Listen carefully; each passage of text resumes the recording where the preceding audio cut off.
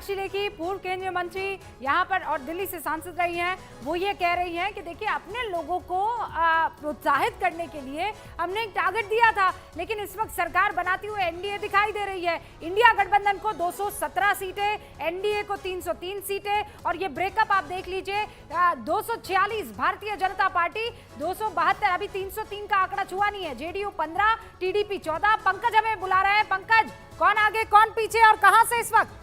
रूबिका, बिल्कुल ठीक सवाल किया आपने, कौन आगे कौन पीछे, यही मैं बताने जा रहा था। बालोर घाट से सुकांतो मजूमदार माफ कीजिएगा बीजेपी के अध्यक्ष, प्रदेश अध्यक्ष ट्रेल कर रहे हैं, 6,500 वोटों से लगभग पीछे चल रहे हैं। और वहीं मैं अगर बात करूं दुर्गापुर वर्धमान की, तो वहां से दिलीप घोष जो पहले अध्यक्ष थे बीजेपी के पश्चिम बंगाल के, वो ट्रेल कर रहे हैं। कीर्ति आजाद आगे चल रहे हैं, लेकिन सुभाष आलूवालिया जो हैं वो फिलहाल आसनसोल से आगे चल रहे हैं, यानी वहां शत्रुघ्न सिन्हा ट्रेल कर रहे हैं। तो ये बड़ी खबर पश्चिम बंगाल से है।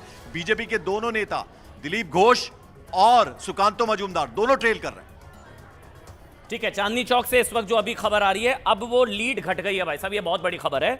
जयप्रकाश अग्रवाल की, जेपी अग्रवाल की जो लीड थी वो घट गई है, वो अब घटकर 990 हो गई है। यानी कि 7 में से 6 सीटों पर बीजेपी आगे जो चल रही थी, उसमें एक सीट जो थी 7वीं, वो उसमें कांग्रेस आ गई थी। लेकिन अब रूबिका ये खबर आ रही है कि प्रवीण खंडेलवाल कड़ी टक्कर दे रहे हैं और जेपी अग्रवाल की जो लीड थी वो घटकर 990 के आसपास आ गई है, वो घट गई है। तो क्या मतलब 7 में से 7 सीटें बीजेपी निकाल लेगी पिछली बार की तरह? जो एग्जिट पोल बता रहे थे 7 में से 7, उधर ऊपर नंबर देख लीजिए, इंडिया 215 और एनडीए 305।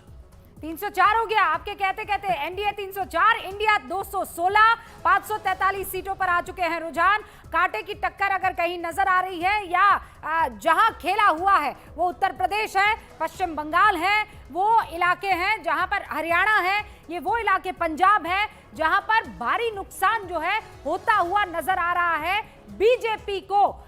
इसलिए नुकसान क्योंकि पहले इन इलाकों में अच्छा खासा प्रदर्शन किया था, बारिंग पंजाब। मैं पंजाब को अगर छोड़ देती हूं तो हरियाणा में क्लीन स्वीप किया था, अगर हम बात करें राजस्थान में क्लीन स्वीप किया था, लेकिन राजस्थान में कांटे की टक्कर नजर आ रही है। हरियाणा में अच्छा खासा नुकसान होता हुआ दिखाई दे रहा है। साउथ जहां से सीटें आनी चाहिए थी उतनी सीटें इस वक्त आते हुए नजर नहीं आ रही है। रूबिका, 2 खबरें दे रहा हूं। एक तो मार्जिन बढ़ गया फिर से, प्रवीण खंडेलवाल पीछे, जेपी अग्रवाल 4200 से आगे हो गए। 7 में से 6 सीटों पर बीजेपी आगे, 1 सीट बची चांदनी चौक प्रवीण खंडेलवाल पीछे, जेपी अग्रवाल 4200। और जो मेरी नजर है रूबिका वो है खालिस्तानी जो अलगाववादी, वो अमृतपाल 50,000 वोटों से आगे हो गया। 50,000 वोटों से आगे, खडूर साहिब लोकसभा सीट से, वो जेल में है। तो जैसा बता रहे हैं लगातार अमृतपाल जो है 50,000 वोटों से आगे चल रहा है। अंतर आप समझ लीजिए कितना है। और सारे खास मेहमान हमारे साथ बने हुए हैं। दुष्यंत गौतम भी हमारे साथ भारतीय जनता पार्टी से जुड़ चुके हैं। दुष्यंत जी, 304 कहां गया 400 पार? जी नहीं, 400 पार होगा। अभी रुझान जो है प्राथमिक रुझान है, रुझान आते आते जब प्रमाणिकता पे परिणाम आएंगे, मुझे लगता है कि भारतीय जनता पार्टी ने जो आंदोलन के रूप में ये संकल्प दिया था, जनता ने उसको आत्मसात भी किया है। हमारे कार्यकर्ताओं ने बहुत मेहनत की है और लगता है ये विचारों की लड़ाई है और कार्यों की लड़ाई है। जो हमारी डिलीवरी जनता तक हुई है, जनता के रुझान बराबर दिखाई भी देंगे आपको। और जिस प्रकार से समय आगे बढ़ेगा तो मुझे लगता है लास्ट में आगे सही परिणाम। इंडिया गठबंधन की तरफ से उठाए गए हैं, उन मुद्दों ने ज्यादा स्ट्रांगली काम किया है, इसीलिए तो कड़ी टक्कर आपको मिल रही है। 216 इंडिया की मॉरल विक्ट्री, एनडीए की वैसे विक्ट्री, दोनों जीत गए। इंडिया आंदोलन ने, इंडिया अलायंस ने जो मुद्दे उठाए वो भ्रमित करने के लिए उठाए थे, लेकिन भ्रमित होने से कुछ लोग वोटों का परिवर्तन आ जाता है। जैसे आरक्षण बचाओ वाली बात होती है, तब भी उसने संविधान बदलने वाली बात होती है, नैरेटिव क्रिएट किया कि आज 217 पर है, 218 हो गया, अब 218 हो गए मेरे कहते कहते। लेकिन वो परिणाम में नहीं निकलने वाला, वो परिणाम में नहीं निकलने वाला। अभी स्टार्टिंग है, स्टार्टिंग करते करते आप देखेंगे अभी लास्ट में है। और मुझे लगता है कि हमें लगता है कि हम इंडिया 100-125 पे आ जाएगा। इंडिया हमारा एनडीए 400 के आसपास में रहेगा, ये मैं आपको वादा करता हूँ। वही तो बची 143। इंडिया कहाँ रहेगा कहाँ नहीं रहेगा ये उसकी प्राथमिकता मेरी नहीं है, मेरी प्राथमिकता एनडीए की है और एनडीए 400 के आसपास में रहने वाला है। और भारतीय जनता पार्टी का जो जनता में प्रभाव रहा है उसका परिणाम निकल के आने वाला है। दुष्यंत जी 1 सेकंड बस। हाँ बोलिए। अमन भाई, एक तो मैं अपनी बात शुरू करूं, मैं ये बता दूं कि जितने भी देश में समाजवादी नेता हैं, भाई नीतीश जी तो समाजवादी नेता हैं, तो आप ये क्लियर करके चलिएगा कि भाजपा शाम तक कहां जाके खड़ी होगी। आप डोरे डाल रहे हैं दूसरी नीतीश बात, बाबू को। मैं एक बात कह रहा हूं, जो रूबिका जी ने कहा कि इंडिया गठबंधन के और समाजवादी पार्टी के मुद्दे क्या थे, हमारे असल मुद्दे थे।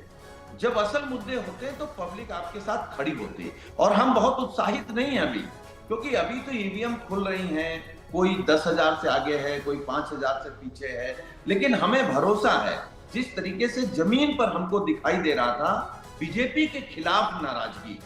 और ये कोई अच्छी बात नहीं है कि शुरुआती दौर पर टीवी पर ये चला कि देश के प्रधानमंत्री जी भी पीछे चल रहे हैं, ठीक है अब आगे आ गए हैं, लेकिन इसका मतलब है बीजेपी लेकिन और सुनील जी प्लीज, सरकार के अगर खिलाफ अगर नाराजगी। अगर चलता कि प्रधानमंत्री हमारे नरेंद्र लोगों मोदी की शुरू से आगे, तो आप कहते हैं हमें तो पहले ही पता था ईवीएम में और गड़बड़ी है, ओडिशा चुनाव में आयोग बीजेपी को गड़बड़ी है। बड़ी बढ़त, क्योंकि विधानसभा के भी चुनाव है। अमित शाह ने कह दिया था हमारा मुख्यमंत्री होगा। रुझानों में बीजेडी 44 और भारतीय जनता पार्टी 69 सीटों पर आ गया है। ध्यान रखिए कि लोकसभा चुनावों के साथ साथ ओडिशा विधानसभा चुनाव का भी रुझान जो है वो सामने आ रहा है। पहले ही बीजेपी और अमित शाह ने कह दिया था कि ना सिर्फ लोकसभा में हमारी अच्छी बढ़त होगी बीजेपी की ओडिशा में, बल्कि ओडिशा में मुख्यमंत्री भी नवीन बाबू नहीं होंगे, हमारा मुख्यमंत्री होगा। तो होगा नहीं होगा वो नहीं बड़ा पता। फेरबदल हो गया है ओडिशा में। ओडिशा विधानसभा चुनावों का रुझान ये बताता है कि भारतीय जनता पार्टी बड़ी लीड के साथ यहां पर 69 सीटों पर आगे नजर आ रही है।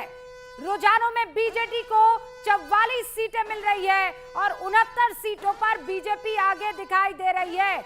ओडिशा में लगातार नवीन बाबू की तबीयत को लेकर उनके जो हायरार्की को आगे बढ़ाने वाले थे या उनकी सत्ता को जो आगे बढ़ाने वाले थे वीके पांड्यन, उनको लेकर लगातार रोष की खबरें आ रही थी। और ऐसे में अमित शाह, जैसा अमन बता रहे हैं कि उनकी तरफ से कहा था कि मेहनत इतनी होगी कि इस बार ओडिशा में सरकार भारतीय जनता पार्टी की बनेगी। रुझानों में ये होता हुआ नजर आ रहा है। अच्छा, बंगाल में नुकसान है, बंगाल में नुकसान है। पिछली बार 18 सीटें थी, इस बार 13 के आसपास आ रही है, क्योंकि बंगाल को लेकर कहा जा रहा था कि संभवतः फायदा होगा। 18, 21 कुछ एग्जिट पोल ने रूबिका उसको 24 हमने दिखाया था, आंकड़ा बदल गया, आंकड़ा बदल गया है। अच्छा, 300 से नीचे आ गया साहब आंकड़ा, 300 पार, अब 300 से नीचे 299 और इंडिया अलायंस 299। बिल्कुल 2020 का मैच चल रहा है, कांटे की टक्कर, नेक एंड नेक फाइट इस पर चल रही है। 543 सीटों के रुझान सामने आ चुके हैं, 11 लगभग बच चुके हैं। तस्वीर कमोवेश जो है स्थिति स्पष्ट है कि देखिए सरकार बन रही है भारतीय जनता पार्टी की अभी के हिसाब से। आप कुछ को उलट फेर हो जाए तो कहीं नहीं कह सकते, लेकिन अभी के हिसाब से सरकार बनती नजर आ रही है। लेकिन